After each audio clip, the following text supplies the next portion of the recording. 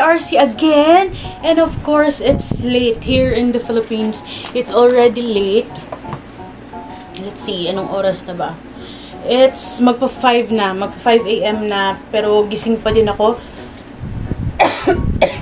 Grabe, parang magkakasakit na ako sa ginaw at saka sa init dito. Yung whole day ako na sa aircon, tapos paglabas ko ng room, Diyos ko Lord, yung init, yung parang yung natatakluban ka agad ng init, yung ganun tipo. Tignan nyo yung ako, nag-inflame talaga yung face ko. Well, anyways, it's so hot here in the Philippines. Yun lang talaga masasabi ko. And late na, gusto kong mag-film kasi sobrang tahimik ngayon. Ewan ko, hindi ko alam bakit, but it's so tahimik and gusto ko yon. So yes, magte-taste test tayo ng mga nabili ko kanina sa Firehook. Firehook is a pastry shop dito sa Bacolod. And nasa Buri Road siya. Buri Road yung yung address niya. So kanina andun kami to eat curry sa curry house, but grabe, napakaswerte ko na andun din yung Firehook. Matagal ko na to siyang tina-target na puntahan na pastry shop because they have good products. They have masarap na mga goods. So, meron silang kiosks sa SM, but then hindi ko pa sila talaga na-try to get a hold of them. Kasi always lang na every time na makita ko sila, busog na ako. So kanina, bago kami kumain sa curry house, because we are waiting sa line, we waited for such a long time sa line na yun. It was like 1 hour and 30 minutes or so na wait because so soft opening pa lang ng restaurant na yun, and that restaurant was so good. Anyways, let's go back to what this video is. So, yes, pumunta ako ng Firehook to buy stuff. Nagutom ako. So, ito ang mga napamili ko. Ipapakita ko sa inyo at saka i-taste test natin ang iba. So, ito, sa loob ng plastic na to, I have this. This is their sardo. Sardo nila to, na whole wheat na sardo. So, they say here is, please refrigerate and consume within 5 days. So, this is only for 5 days. This is so nice. Just put them in the fridge. Tapos, isa-slice lang every time na gusto mong kumain. Then, put butter on. So, ngayon, hindi ko siya matitikman because ayoko siyang buksan. So, mamaya na pag nagising ako, doon ko siya bubuksan. So, ito again, ang itsura ng sardo nila. This is made really well. Ito ang sa likod. 'Di ba? Sobrang handcrafted. Idol ko yung mga tao na nakakagawa ng sardo, because starting a sardo is very difficult. Kung alam niyo lang, guys. So, yes, that's the sardo. That's whole wheat sardo. And then, next is, eto na, sa loob na ng box na to. Ibalik natin yung sardo dito. Para hindi siya. Nilalagay ko siya. Yung tinutungtungan ko dito, yung nilalagyan ko dito, na pinapatungan, hindi tungtungan. Pinapatungan in Ilonggo is tungtong, tinutungtungan. So, yes, ito, sa box na to, may mga sari-saring pastries tayo dito. And, let's see, kung open ko siya. Kasi, alam niyo guys, grabe, ang hirap pag super talagang, putol, yung short ng nails niyo. Kasi, grabe, my nails, before, when I was in college and high school, I used to have my nails very long and always naka-manicured yan. Pero wala na, nagsawa na ako. I have a wall full of nail polish, pero wala na, binigay ko lahat, tinapon, binigay lahat. So anyways, kasi nung nag-start ako ng college, when we started cooking na sa lab, kailangan na ng clean nails, kahit clean naman yan, kahit nung mahaba yung nails mo, kahit clean naman yan, I feel like, siya, dirty siya. So, pinuputol ko talaga siya. Super, tignan nyo. Super putol talaga yan yung mga nails ko. So, anyways, yes. So, ito, ang binili ko, kasi baka mahulog ba. So, yan. We have 4 pastries sa loob nito. And, let's start with, and of course, this is still from Firehook. And, let's start with, teka, I have to check kung ano mga pangalan nito kasi nakalimutan ko ba. Ang natandaan ko lang is, let's see. Okay, this one is, should we start sa savory? Sige, let's start with the savory one. So, this one is, this big thing. Alam nyo guys, croissants is really hard to maintain. Kasi kailangan mo siya, pag naggawa ka ng croissants, as much as possible, as fast as possible, kailangan mo siyang kainin. Kung pwede lang makain mo siya na yung warm pa siya, guys, sobrang sarap nun. Sobrang sarap nun. Kasi pa siya, yung crisp niya, ma-experience mo talaga. So, well, this is ham and cheese. I think this is ham and cheese croissants. And how much is this? This is 140 pesos per piece. So, I had to buy one. So, let's see if it is ham and cheese nga talaga. So, I don't expect na maging crisp pa siya kasi sa pag ko parang wala ng crisp kasi I went there parang pa-close na sila. Etong funny story bago natin titikman to. Funny story is that bago ako pumasok kasi I thought they are closing na or closed na talaga. Sabi ng dalawang waiters doon, "No, ma'am, I will open the door for you. Please come in and see our products." Natuwa naman ako na kahit alam kong sobrang pagod na nila kasi kitang-kita ko sa face nila na pagod na sila. So pumasok ako and they are laughing. I laugh with them. Then sabi ko, "So what is this?" So nagtatanong ako kung ano ang mga varieties ng pastries nila. So pinpoint ko yung croissant. Ito nga yung croissant. Sabi ko, "So ano to? Sa Ilonggo is ano ni?" So ganon. Sabi ko, "Ano to? Ano ba ang na to? Ano ang may laman ba to or ano?" Yung sagot sa akin, it was like plain croissants, ma'am. So, ang katabi kong waiter or din, yung server din, sabi, nakita niya siguro na natawa ako bigla. Tapos sabi niya, "Tol, halatang halata talaga na pagod ka na kasi iba talaga ang sinasagot mo kay ma'am." Sabi ko, "It's okay." So sabi ko, "Just repeat it. So what is this? What's inside of this?" Sabi ko, "Sino ba kasi talaga ang papakinggan ko sa inyong dalawa?" Kasi sabi ng katabi ko, it's bacon and cheese. So yung isa plain croissant. So sabi ko, "So sino talaga ang papakinggan ko sa inyong dalawa?" So, both of them laughed, and the other guy laughed, and then, wala na akong magagawa. I can't hold back my laughter. So, I laughed with them, as in, sobra talaga, na tawang-tawa ako sa kanila, kasi, sabi ko, I said sorry, kasi, I felt sorry sa kanila, kasi, I know they are, like, in there, for a long time, kasi, syempre job nila yon to be there and to cater the customers, no. Pero guys, alam kong sobrang pagod nila. So we had a good laugh, tapos yun na tumama na nga na ham and cheese nga to. So let's try it. I think hopefully makukuha ko siya in one bite, the ham and cheese. So let's see. Wala na ngang crisp, no? I wanted to reheat them, pero wag na. But I know in my heart na super crispy nito kanina, but I have no time to eat it because I'm so full with what I had in sa dinner. So, this is the inside of the croissant. Oo nga, nakakuha nga ako ng cheese and ham and cheese sa isang first bite pa lang.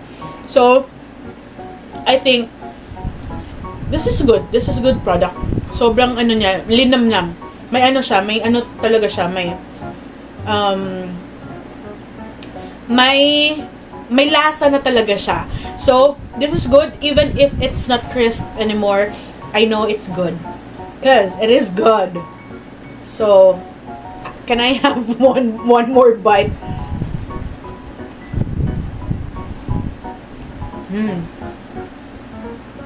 But, I wish na sana maraming cheese sa loob. Ako na cheese addict, I want a lot of cheese inside. One more.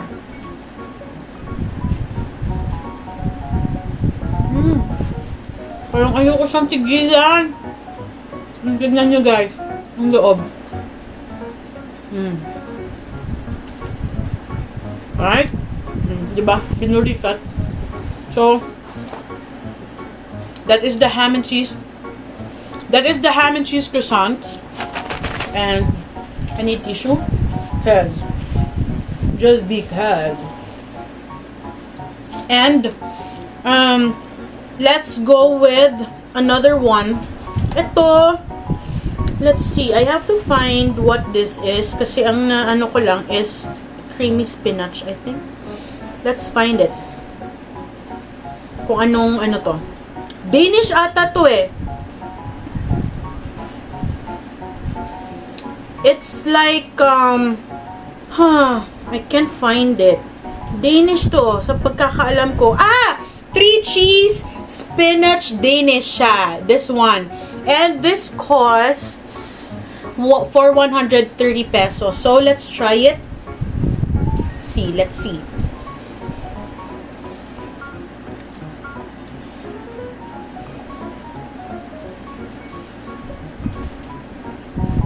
In normality, I don't like stuff like this. Mas gugustuhin ko yung croissants. Kasi nga, you eat like a lot of those. So, parang pastry. Ayoko nun. Even though it's puff pastry, masarap siyang kainin, pero not me. So, yung outer part niya, it's cheesy, na garlicky, and sa loob, let's see, yung sa loob ito, dyan lang ang cheese eh. So, try natin to get some of it.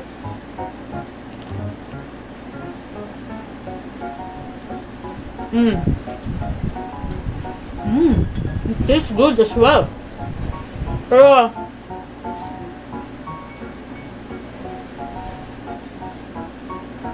next time, I'm not gonna buy it anymore. I'll stick with croissants. Just because. And there are other pastry. Alam mo kung anong gustong-gusto kong orderin sa kanila. Yung gusto ko talagang matry is their donuts. Their donuts was like, yung pagkakita mo pa lang sa sa picture, yung parang maglalaway ka talaga, yung mag-crave ka talaga, yung ganon. Pero kanina pag wala nang available. So another one, can we drink water first? Kasi gusto ko i-clear yung palate ko kasi itong dalawang to savory, tapos yung dalawang to sweets. So let's clear the palate first.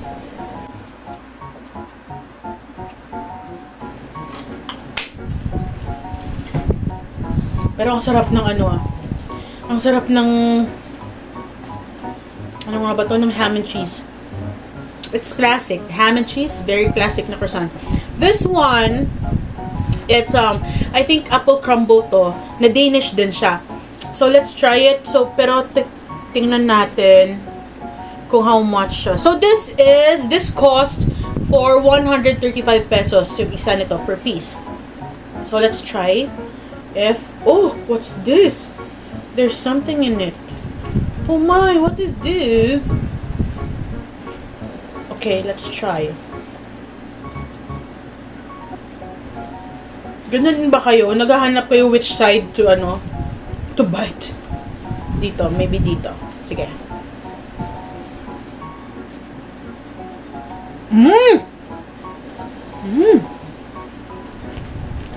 Itong masarap. Ito, I like this.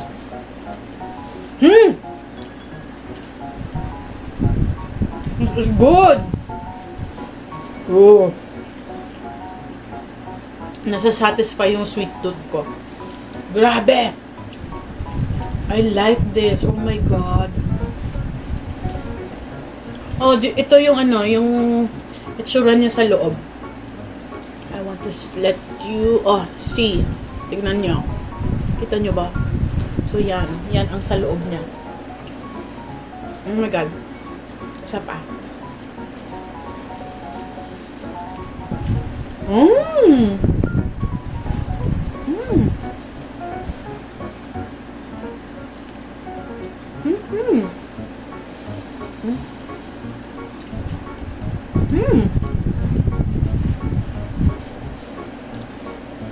Wow, wow, wow. That's perfect. I love that. I'm gonna order that again. Next time. Actually, may delivery sila eh. Ako lang talagang tamad mag-order. But, now, this is exciting din to. This is, s'mores cream puff. So, nako kanina, ano ko na to, na-try ko na to yung meringue niya kanina. Ang sarap. Grabe talaga yung flare ng ko. Nagfe-flare talaga yung face ko. Grabe guys, as in, sobra grabe yung allergies ko. Sa pawis yan, sa pawis. Sarili kong pawis. So, ito ang itsura ng s'mores cream puffs. So, let's try. Hopefully, it's yummy, ha?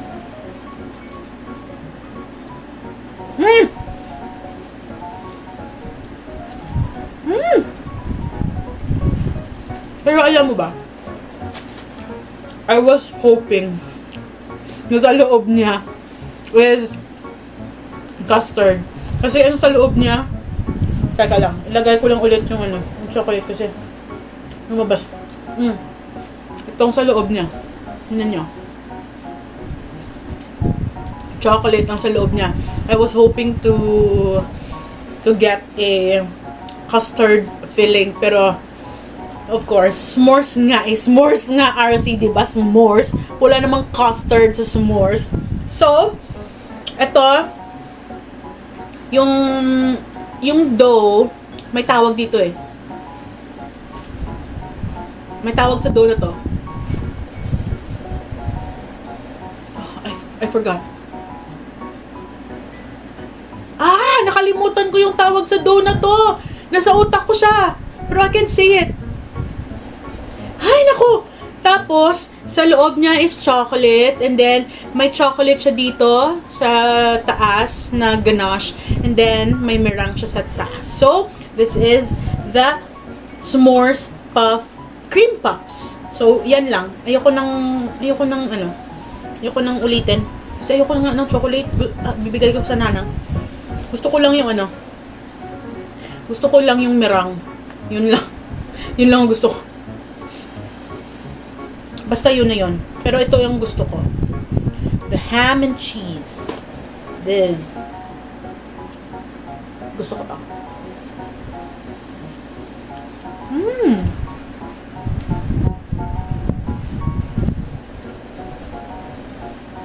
Yung cheese lumabas. Cheese crust.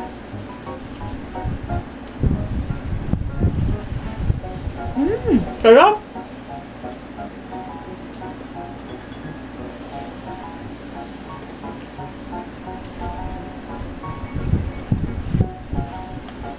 Grabe, ang sarap.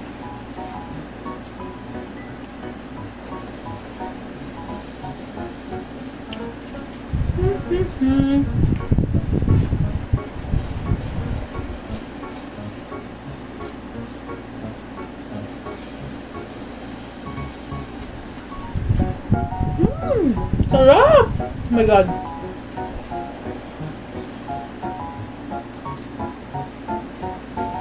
Okay.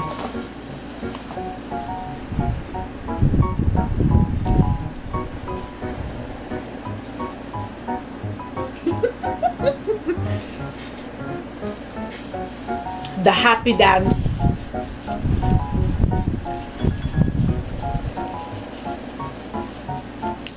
The satisfied dance. Diba? Na ganun ba kayo? Ako ganun ako. Pag na-happy ako, sa kinakain ko, napapadance talaga ako. Yung shoulders ko.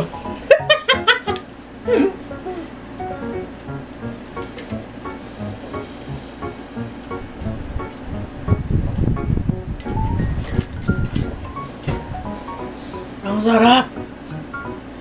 Grabe, I want to finish it. Can I finish it? And this one, I'm gonna finish this one. This is so good, my God.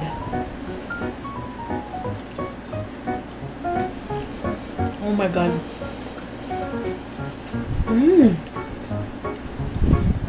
Oh my God. Damn. But I want Nanong to try some ng ganito. No, I'll just buy another batch tomorrow. Sarap. Sarap! Oh my God. Cheese.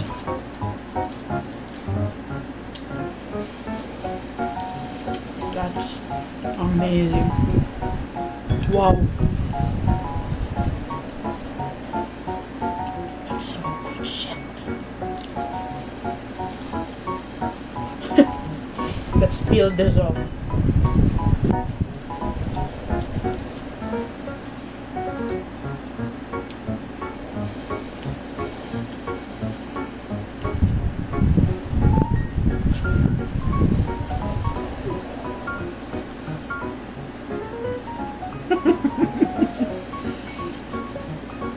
Nakakainis talaga. Kasi nag-shine siya dito pero hindi naman oily. Hindi oily. I'm not oily. Nakakainis. Oh my God, it's 5:20 in the morning. And I'm eating. Diba? Ang sarap. My God. Grabe.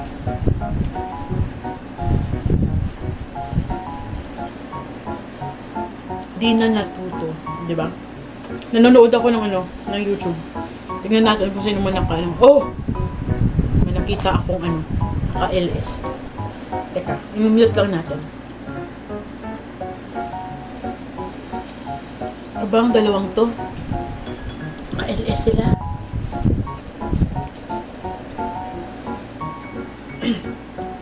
Oh, naka-LS sila ang dalawa. Kita nyo ba? Sino naka-LS? Si Cray Cray at saka si D. Birthday kasi ni Cray. So maybe this is Cray's live stream. So pupuntahan natin yan after ng natin kumain. I'm so happy today.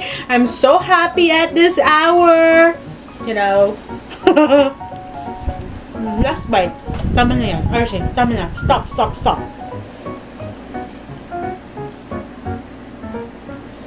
One last bite.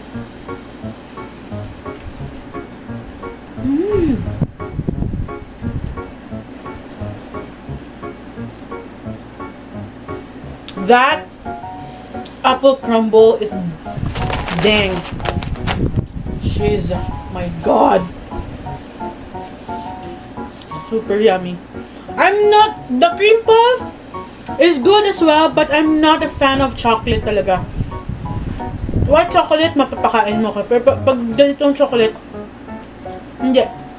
Kahit chocolate cake, mapili ako sa chocolate cake as in sobra. So, grabe, ang sarap talaga ng apple crumble. Yung first bite mo, parang mag-shoot up na agad yung yung energy mo, yung sugar mo, ma-hyper ka na agad. Grabe. So, grabe, ayaw ko siyang tigilan, pero kailangan kong tigilan. Kasi, mamaya na.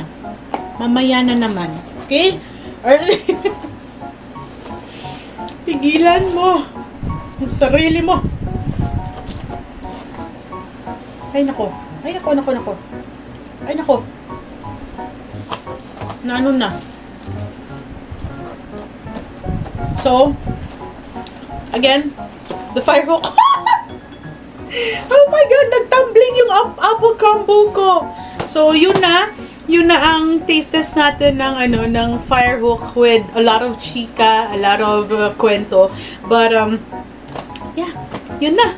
So, I hope na if makavisit kayo ng Philippines, ng Bacolod specifically, or if you are from Negros, you guys have to check fire hook. I'm not anyway sponsored. I bought this with my own money. I just want to support them.